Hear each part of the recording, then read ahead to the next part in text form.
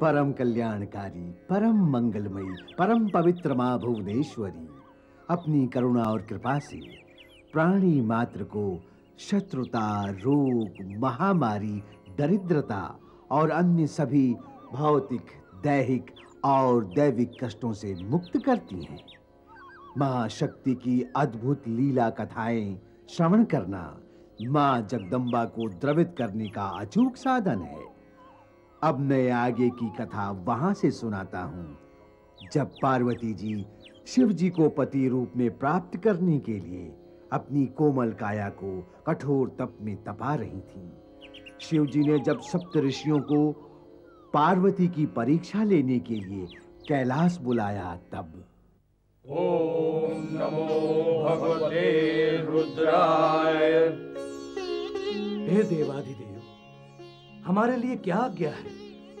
हे सप्त ऋषिगण, आप सभी ज्ञानी जन हैं। केवल वर्तमान ही नहीं, भूत भविष्य से भी आप परिचित हैं। लोक कल्याण के लिए आप सभी ने जप तप किए हैं और देवताओं को अनेक रूप धारण करने पड़े। आज लोक कल्याण के प्रसंग में ऐसी ही स्थिति उत्पन्न हुई है। हिमालय सुता मुझे पति रूप में प्राप्त करने हेतु श्रृंग तीर्थ में कठोर तप कर रही है। आप सभी उसके तप की परीक्षा करें और मुझे सूचित करें। आप निश्चिंत रहें परमदेव, हम परीक्षा का परिणाम लेकर ही लौटेंगे।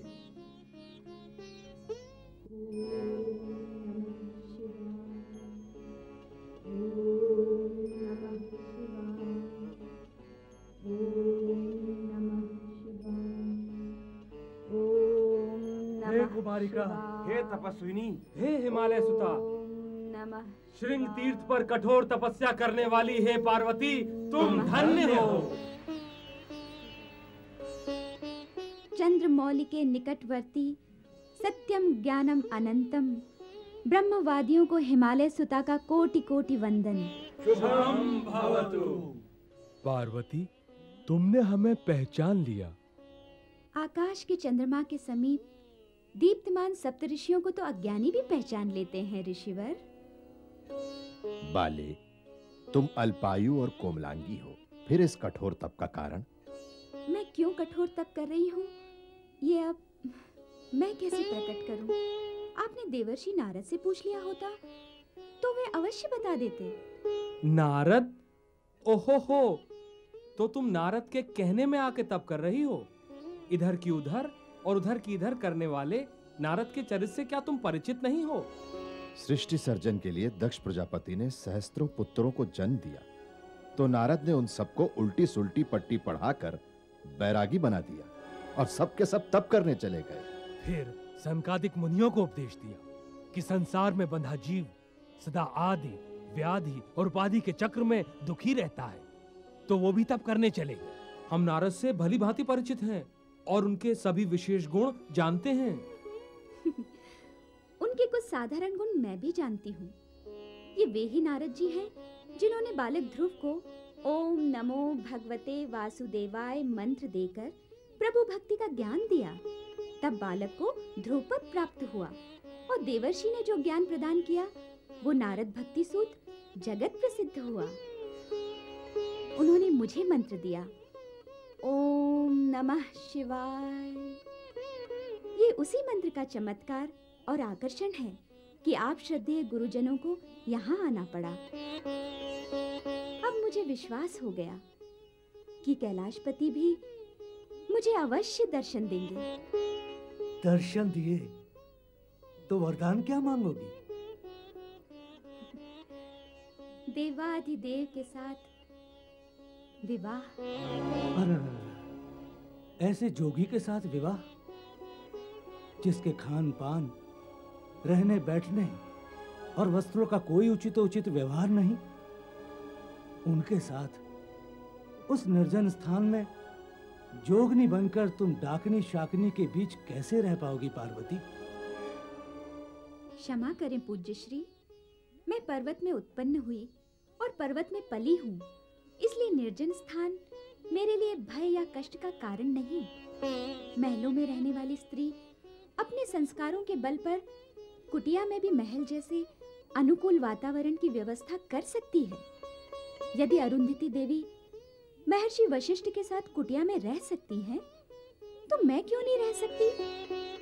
और अब तो मुझे ऋषियों में श्रेष्ठ आप सप्त ऋषियों का आशीर्वाद भी प्राप्त होगा, जो मेरे तप को सिद्धि तक पहुंचाने में समर्थ होगा, जिससे त्रिलोचन स्वरूप के हृदय पुष्प की पंखुड़ियां मेरे लिए कमल पुष्प के समान खिल और खुल जाएंगी। धन्य हो हिमालय सुता, धन्य हो। तुम्हारी मनोभावना, तुम्हारी श्रद्धा, निष्ठा, समर्पण और तप स्तुत्य है। तुम्हारा विवाह निश्चय ही महायोगी शंकर से होगा। ये हम सप्त ऋषियों का आशीर्वाद है।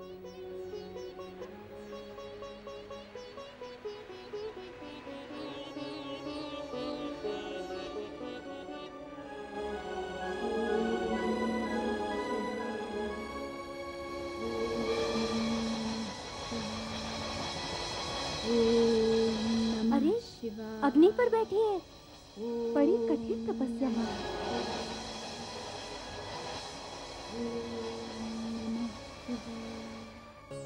ओम नमो भगवते रुद्राय।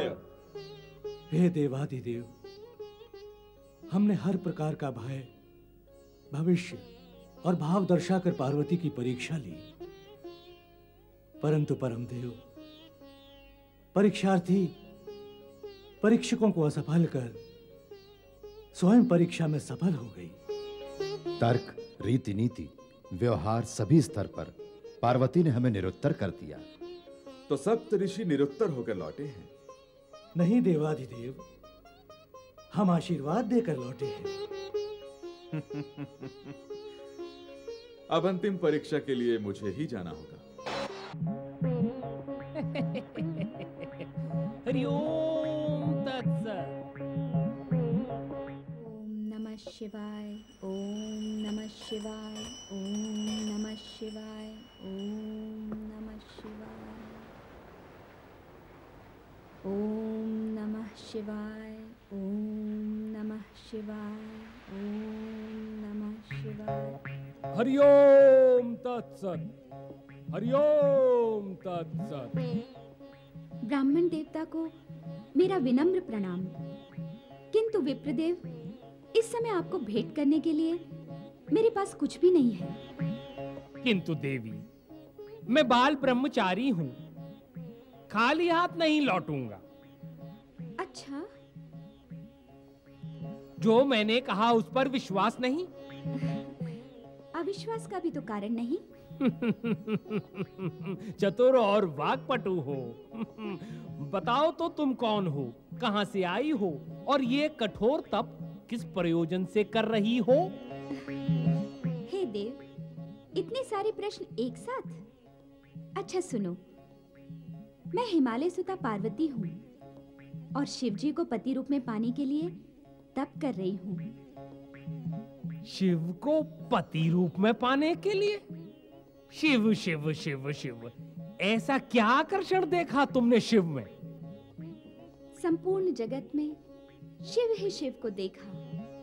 युगों की समय धारा को बेध कर हर स्थान, हर पदार्थ और हर प्राणी में दिखाई देती है देवाधिदेव की प्रभापूर्ण आभा।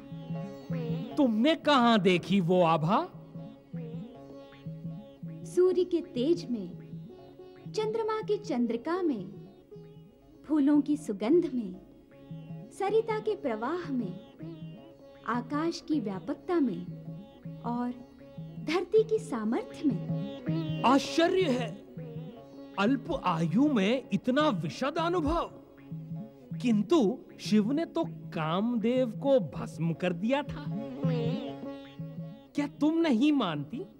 शिव श्रृंगार रस का शत्रु है, सर्वथा नीरस। काम वासना पर विजय पाना नीरसता का नहीं, संयम का परिचायक है। ऐसी विजय चरित्र का भूषण होती है। काम क्रोध को जन्म देता है और क्रोधी स्वयं उस क्रोधाग्नि में जलता है। मैं तो ये भी नहीं मानती कि वे श्रृंगार प्रिय नहीं है। वो श्रृंगार प्रिय हो अथवा ना हो, तुम तो श्रृंगार प्रिय हो। हा? कहीं उसके साथ तुम्हारा विवाह हो गया तो तुम नृत्य भी करोगी तो वो केवल डमरू ही बजाता रहेगा। वो भूतनाथ नृत्य गीत कुछ भी नहीं जानता। ब्राह्मण देवता, उसी डमरू से तो अनाहत नाद निकलता है जो सारे विश्व में व्याप्त है। और ये क्या कहा आपने कि शिव जी नृत्य नहीं जानते? वे जब तांडव नृत्य करते हैं तो विश्व का धरातल हिल उठता है। हमें भी तांडव नृत्य करना आता है, दिखाता हूँ। बस बस बस बस, रहने दो, अन्यथा हाथ पांव तोड़ लोगे अपने। क्यों? हमारा तांडव नृत्य उत्तम कोटि का नहीं है? अति उत्तम कोटि का है, किंतु समय अनुकूल नहीं, इसलिए रहने ही दो। तुम्हें तांडव नृत्य करना आता है? हाँ, किंतु प्रलय का आवाहन करने के लिए नहीं, सृजन के संवाद निमित्त आता है। देखें तो तुम नृत्य द्वारा सृजन का संवाद कैसे करती हो? मैं अपने आराध्य देव के सम्मुख ही नृत्य करती हूँ, अन्यथा नहीं। उत्तम, किंतु क्या शिव तुम्हारी नृत्य कला को मान्यता देंगे? क्यों नहीं? उनका एक नाम नटराज भी है। होगा, किंतु उनके आभूषणों में सर्पों और मुंडों की माला है। उनके कंठ में नीला कालकूट विष है। आप शिव जी के गुणों को अवगुण समझकर गणना कर रहे हैं। ये तो वे प्रमाण हैं जो उनके मृत्युंजय होने की घोषणा करते हैं। ये भी सत्य है कि उन्होंने विषपान उन्माद की स्थिति में नहीं, चेतनावस्था में विश्व कल्याण की भावना से किया।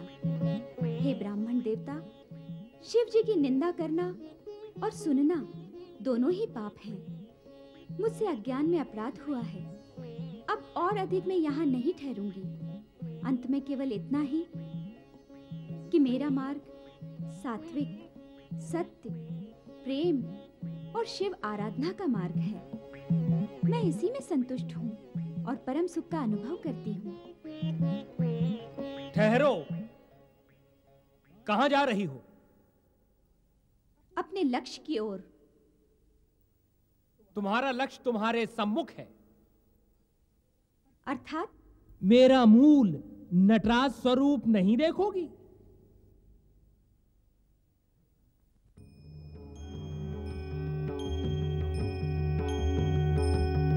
परमदेव,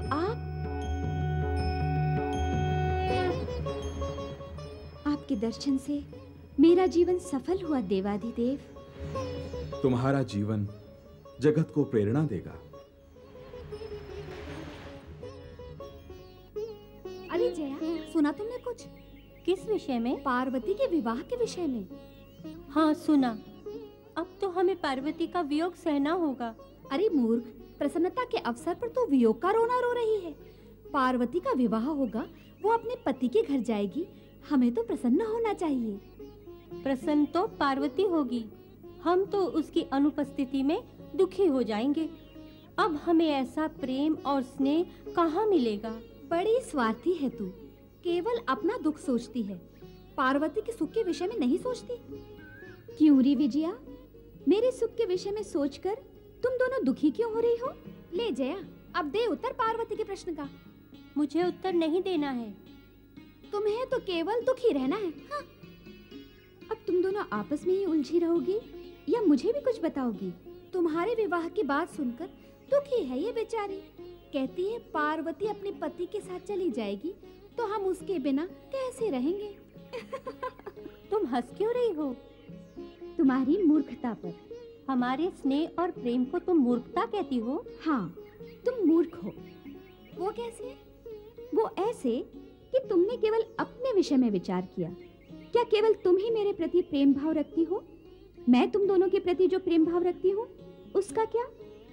तुम्हारा ये ममत्व ही तो हमारी संपत्ति है। सोचो तो, तुम दोनों से विलग होकर मेरी क्या दशा होगी?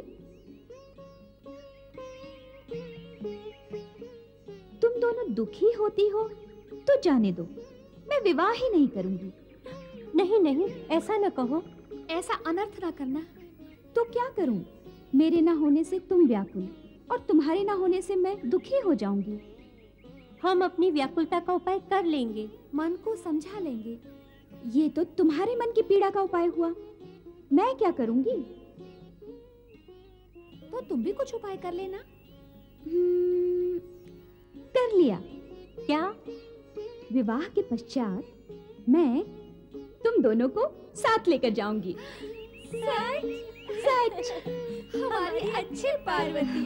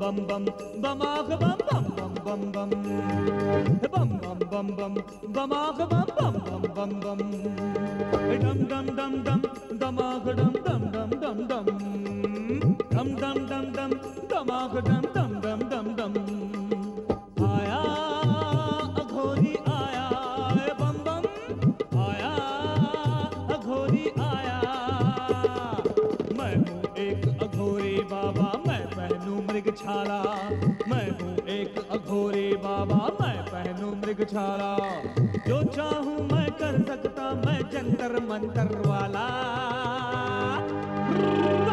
मैं हूँ एक अघोरी बाबा मैं पहनूं मृगछाला मैं हूँ एक अघोरी बाबा मैं पहनूं मृगछाला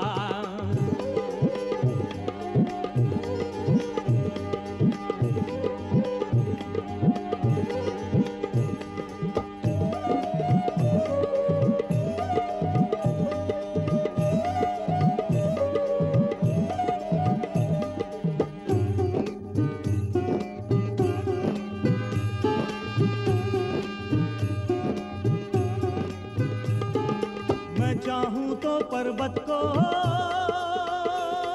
आकाश में फेंकूं तेरे इन महलों को मैं कैलाश में फेंकूं लोग मुझे कहते नटराजा मेरा नाच निराला मैं हूँ एक अघोरी बाबा मैं पहनूं मृगछाला एक अघोरी बाबा मैं पहनूं मृगछाला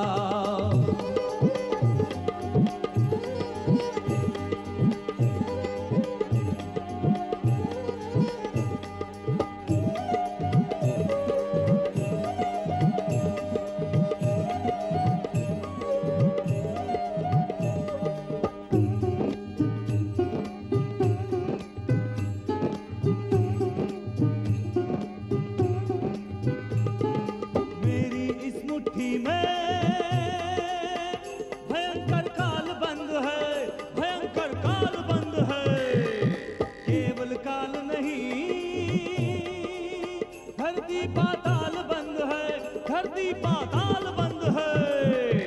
मेरी एक आंख में ममता, एक आंख में ज्वाला। हाँ, मैं हूँ एक अघोरी बाबा, मैं पहनूं मृगछाला। मैं हूँ एक अघोरी बाबा, मैं पहनूं मृगछाला। जो चाहूं मैं कर सकता, मैं जंतर मंतर वाला। मैं हूँ एक अघोरी बाबा, मैं पहनूं मृगछाला। मैं हूँ एक अघोरी बाबा, मैं पहनूं मृगछाला। बम बम बम बम बमाक बम बम बम बम बम। अरे डम डम डम डम डम दमाक डम डम डम डम डम। हे बम बम बम बम बम बमाक बम बम बम बम बम। हे डम डम डम डम डम दमाक डम डम डम डम डम। हे बमाक बम, ओ दमाक डम। हाँ, बमाक बम डम दमाक डम, दमाक डम बम बमाक बम, बमाक बम डम दमाक डम, दमाक डम बम बमाक बम, बमाक बम डम दमाक डम, दमाक डम